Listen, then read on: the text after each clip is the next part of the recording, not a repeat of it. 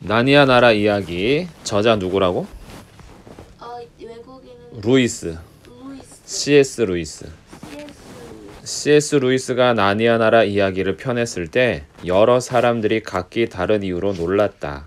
어떤 이들은 뭐 이렇게 재미있는 책이 다 있나 싶어서 놀랐고, 그의 친구 돌킨, 반지의 제왕 호비트를 쓴 작가인데, 그 돌킨은 친구가 인기를 끌만한 책을 쓰자 약이 올라서 놀랐고, 그를 아는 사람들은 루이스가 어린이 책을 썼다는 것에 놀랐다. 왜냐하면 루이스는 결혼을 안 한 사람이었고 집에 아이도 없었다. 사람들은 당연히 그가 아이들에게 관심이 없는 줄 알았고 아이들의 세계를 모른다고 생각했던 것이다. 사람들은 몰랐던 것이다. 루이스가 자신의 어린 시절을 아주 생생하게 기억하고 있다는 것을. 물론 루이스가 나니아 나라 이야기를 쓰게 된 데는 직접적인 이유도 있었다. 제2차 세계대전이 한창이었을 때 영국 런던에서는 폭격을 피해 어린이들을 한적한 시골로 보내는 집이 많았는데 루이스도 자기 집에 아이들 넷을 받았다. 전쟁 때문에 루이스 집에 4명의 아이들이 오게 됐대. 그래서 이 아이들에게 루이스는 자신이 어렸을 때 옷장 안에 들어가 놀았던 이야기를 들려주었대. 그 아이들하고 이야기하면서 책을 이제 쓰게 됐나 봐.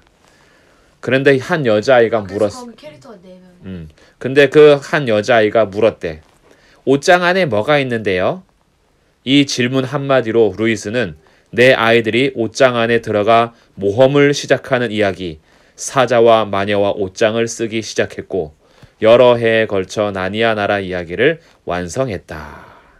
자, 그렇다면 나니아 연대기 첫 번째, 사자와 마녀와 옷장 이야기를 시작하도록 하겠습니다. 나니아 나라 이야기는 총 7권이 있어. 진짜? 그 7권 중에서 이 지금 오늘 읽을 사자와 마녀와 옷장이 첫 번째로 쓰여졌고 가장 유명한 책이기도 해.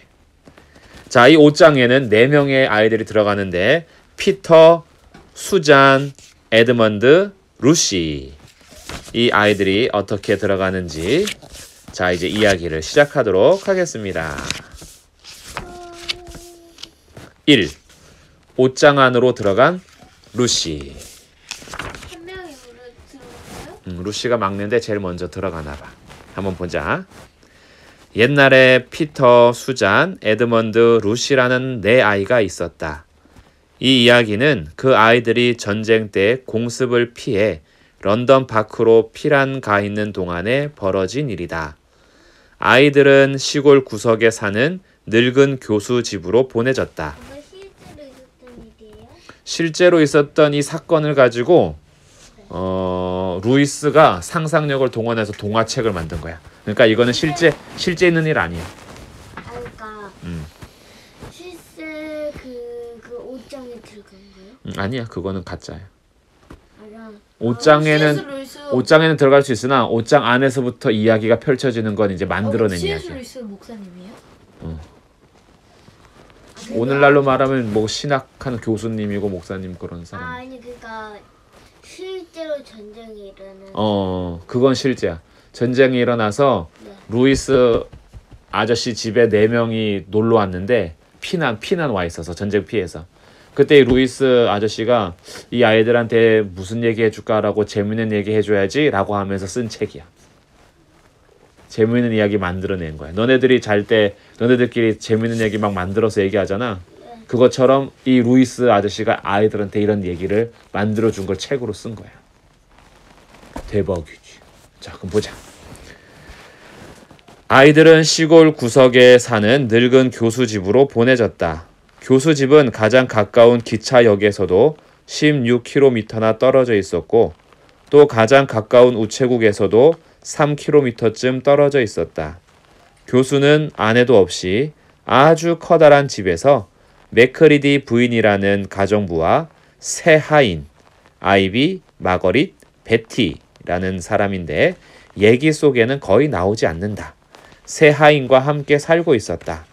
교수는 덥수룩한 흰 머리카락이 머리뿐 아니라 얼굴까지 뒤덮다시피 한 아주 늙은 할아버지였는데 아이들은 그 할아버지를 보자마자 좋아하게 되었다. 그렇지만 아이들을 맞던 첫날 밤에 괴팍스런 표정으로 현관에 서 있는 교수를 보고 막내인 루시는 조금 무서워했고 셋째인 에드먼드는 웃음이 터지려는 걸 억지로 참느라 계속 코를 푸는 척했다. 첫날 밤 아이들은 교수에게 안녕히 주무시라는 인사를 하고 위층에 올라가자마자 여자 아이들의 방에 모여 이야기를 나누었다. 피터가 말했다. 우린 진짜 운이 좋았어. 일이 슬슬 풀릴 거야. 그 할아버지는 우리 맘대로 하게 놔둘 것 같아. 수잔이 말했다. 좋은 할아버지 같아. 에드먼드가 말했다. 에이, 그만둬. 그런 식으로 말하지 마. 에드먼드는 피곤하면서도 안 그런 척 할 때는 언제나 성질을 부렸다. 수잔이 말했다. 어떤 식으로 말이니? 아무튼 넌 벌써 잘 시간이 넘었어. 아빠 근데 딱 우리 가족이에요. 그러게 4명이네. 그 다음에 첫째가 남자고 둘째가 여자고 셋째가 남자, 여자고, 넷째 여자. 맞아, 그렇네. 엄마처럼 말하지 마. 누나가 뭔데 나한테 자라 마라 해. 누나 나 자. 예성이 같은데 진짜. 에드몬드. 에드먼드가 나쁜 짓을. 루시가 말했다. 다들 자야 하는 거 아니야? 막내야, 막내. 다들 자야 하는 거 아니야? 혹시라도 우리가 이 방에 모여 얘기하고 있는 걸 들으면 난리가 날 거야.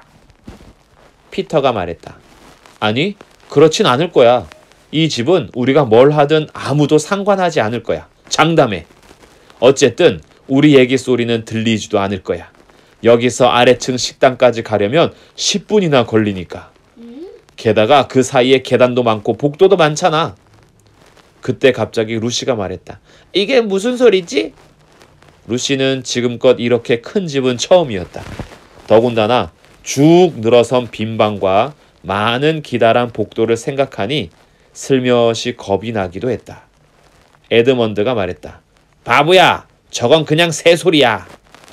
피터가 말했다. 올빼미 소리야. 이곳은 새들이 살기에 아주 좋은 곳일 거야. 이제 자러 가야겠어. 우리 내일 샅샅이 탐험을 해보자. 이런 곳이라면 뭐라도 발견할 수 있을 거야. 오는 길에 그 산들 봤지? 숲은 독수리가 있을지도 몰라. 수사슴도. 어쩜 매도 있을걸? 루시가 말했다. 오소리도. 에드먼드도 말했다. 여우도. 수잔도 거들었다. 토끼도. 그러나 다음날 아침이 되자 비가 쏟아졌다. 슈. 억수같이 퍼부어대는 비 때문에 창밖을 내다보아도 산이나 숲, 정원을 흘러가는 물줄기조차 보이지 않았다. 에드먼드가 말했다. 어휴, 비가 올 줄 알았다니까. 아이들은 방금 교수와 함께 아침 식사를 끝내고 교수가 마련해 준 위층 방에 모여 있었다. 그 방은 길쭉하고 천장이 나지막했으며 양쪽 벽이 밖에 내다 보이는 창문이 2개씩 있었다. 수잔이 말했다. 에드먼드, 그만 투덜대. 1시간쯤 지나면 날씨가 갤 거야. 그동안 신나게 놀자. 라디오도 있고 책도 많으니까. 피터가 말했다. 난 빼줘. 나는 집안을 탐험할 거야. 그 말에 너도 나도 좋다고 따라 나섰다. 이렇게 해서 아이들의 모험은 시작되었다. 이 집은 가도 끝이 없을 것 같았고 어디나 생각지도 못한 장소들로 가득했다. 처음 얼마 동안은 문을 열자 모두가 예상한 대로 빈 방이 나타났다. 그러나 아이들은 곧 그림들로 꽉 찬 아주 길쭉한 방에 이르러 갑옷 한 벌을 발견했다. 그 다음에는 온통 초록색으로 칠해진 방이 있었는데 방 한 구석에 하프가 놓여 있었다. 그리고 계단 3개를 내려가다가 다시 계단 5개를 올라가니 2층의 작은 홀과 발코니로 나가는 문이 보였고 서로 통해 있는 방들이 쭉 이어져 있었으며 방마다 책이 빽빽히 꼬여쳐 있었다. 대부분 아주 오래된 책들이었고 어떤 것은 교회의 성경책보다도 더 컸다. 그러다가 커다란 옷장 하나만 덩그러니 놓여있는 방이 불쑥 나타났다. 옷장 문에는 거울이 달려 있었다. 그 방에는 창턱에 붙어 죽은 파리를 빼면 아무것도 없었다. 피터가 말했다. 아무것도 없다. 아이들은 다시 우르르 밖으로 나갔다. 단 루시만 빼고. 왜요? 루시는 옷장 문이 잠겨 있으리라 생각하면서도 왠지 볼만한 가치가 있을 것 같다는 생각이 들어 뒤에 남았다. 그런데 놀랍게도 문은 아주 쉽게 열렸고 거기에 좀약 두 알이 또르르 굴러 떨어졌다. 안을 살펴보니 코트 몇 벌이 걸려 있었다. 대부분 긴 모피 코트였다. 모피의 감촉과 냄새라면 사족을 못 쓰는 루시는 곧장 옷장 안으로 들어가 코트 사이에다 얼굴을 비비댔다. 루시는 옷장 안에 들어가서 문을 닫는 것은 멍청한 짓이라는 걸 알고 있었기 때문에 옷장 문은 그냥 열어두었다. 근데 왜 멍청한 짓이에요? 무서운가 보지. 옷장 안에서 닫아버리면 깜깜해지잖아. 안쪽으로 좀 더 들어가 보니 코트가 쭉 걸린 첫째 줄 뒤에 두 번째 줄이 있었다. 거기는 무척 컴컴해서 루시는 옷장 뒷벽에 얼굴을 부딪히지 않으려고 팔을 앞으로 쭉 뻗었다. 한 걸음 두 걸음 내디디며 손가락 끝이 옷장 뒷벽에 닿겠지 싶었는데 뜻밖에도 나무 벽은 손에 닿지 않았다. 루시는 이 옷장 엄청나게 큰가 봐 하고 생각하면서 들어갈 자리를 마련하려고 부드러운 코트 자락을 옆으로 밀며 안으로 쭉쭉 들어갔다. 그때 발 밑에 뭔가 뽀드득 소리를 냈다. 좀약인가? 이내 허리를 굽혀 발 아래를 만져보았다. 그런데 딱딱하고 매끄러운 옷장 나무바닥이 아니라 부드러우면서도 아주 차갑고 푸석푸석한 것이 만져졌다. 정말 이상한데? 루시는 혼잣말을 하며 한두 걸음 더 나아갔다. 다음 순간 루시는 부드러운 털이 아니라 딱딱하고 거칠고 따끔거리기까지 하는 어떤 것이 얼굴과 손을 스치고 있는 걸 알아차렸다. 아니, 꼭 나뭇가지 같잖아. 순간 루시는 앞에 불빛이 어른거리는 것을 보았다. 옷장 뒷벽이 있어야 할 자리에서 한두 발자국도 아닌 멀찍이 떨어진 곳에서 불빛이 보였던 것이다. 뭔가 차갑고 부드러운 것이 루시 위로 떨어지고 있었다. 잠시 후 루시는 자신이 깜깜한 밤중에 눈을 밟은 채 숲 한가운데 서 있다는 것을 깨달았다. 하늘에서는 눈송이가 내리고 있었다.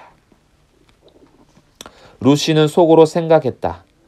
여차하면 언제든지 돌아갈 수 있는데 뭐. 그러고는 뽀드득 뽀드득 눈을 밟으며 불빛 쪽을 향해 숲을 헤치고 나아갔다. 10분쯤 지나 그곳에 다다르니 가로등이 하나 서 있었다. 루시는 멈춰서서 가로등을 바라보며 숲 한가운데에 웬 가로등일까? 이젠 또 어떻게 할까? 곰곰이 생각했다. 그런데 그때 루시 쪽으로 타닥타닥 다가오는 발소리가 들렸다. 곧이어 괴상망측한 사람이 나무들 사이에서 가로등 불빛 아래로 걸어 나왔다. 그 사람은 고작해야 루시보다 키가 조금 더 컸고 하얀 눈이 소복이 쌓인 우산을 펴들고 있었다. 허리 위쪽은 사람 같았지만 아래쪽은 발굽이 달인 염소 다리 같았다. 꼬리도 하나 달려 있었는데 눈 위에 끌릴까봐 우산을 든 팔에 걸어놓아 처음에는 루시도 보지 못했다. 목에는 빨간 털목도리를 두르고 있었으며 피부색도 약간 붉으스레했다. 낯설긴 해도 호감 가는 인상의 자그마한 얼굴에는 짧고 뾰족한 턱수염과 곱슬머리가 나 있었고 이마 양쪽에는 머리카락 위로 뿔이 하나씩 솟아 있었다. 한 손은 아까 말했듯이 우산을 들고 있었다. 다른 한 손은 갈색 종이로 싼 꾸러미 몇 개를 안고 있었다. 그 꾸러미들과 하얀 눈을 보니 마치 크리스마스 선물을 사온 사람 같았다. 그것은 바로 파우누스였다. 파우누스는 루시를 보자 놀란 나머지 꾸러미들을 와르르 떨어뜨리며 소리쳤다. 세상에!